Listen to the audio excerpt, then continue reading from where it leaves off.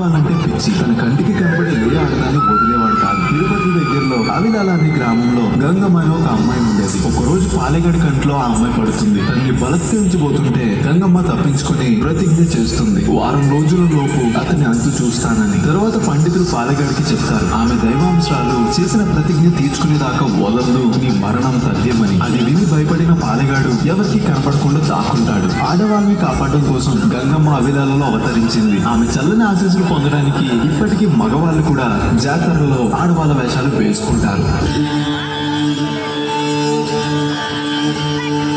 ఎర్ర ఎర్ర పారాని పెట్టి మమ్ము పాలించగా వచ్చే గంగోరెను కా తల్లి,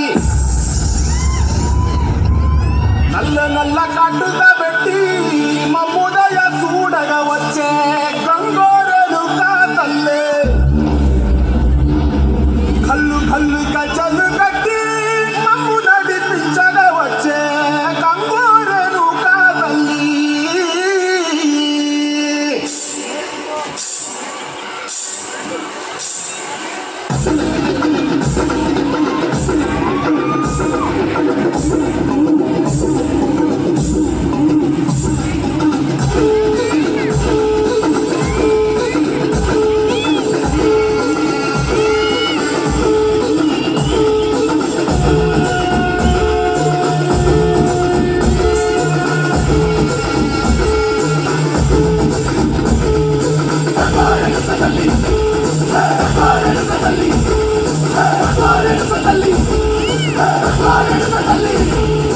ఉల్లాకు సీర కట్టి ఉల్లోకి వచ్చనమ్మా, తలారి పూలు పెట్టి డాక్టర్లు తెచ్చనమ్మా, తంగేరు పూలు పెట్టి అంటాడ దుకేనమ్మా, ముక్కు ముక్కర పెట్టి లోకాల నెలనమ్మా, ముందార చూడంగా మున్నూరు కన్నులమ్మా, వెనుకాల చూడంగా ఎన్నూరు కన్నులమ్మా, సాధువు శిష్యులంతా సాగిల పడ్డరమ్మా, మహారాజు రాజులంతా మొగారిల్లిరమ్మా, కోరిక కోరంగా రంగులు పూసినాము, ఆశలు తీరంగా ఏసాలు చేసినాము, నీ కన్ను మెత్త దిక్కులో కాల ఎక్కడుంది, వెయ్యి మెత్తంగా మా కాడ ఏముంటుంది, మనల్ని అలకించి మరణించవే తల్లి, కన్నా బిడ్డలను కాపాడవే తల్లి.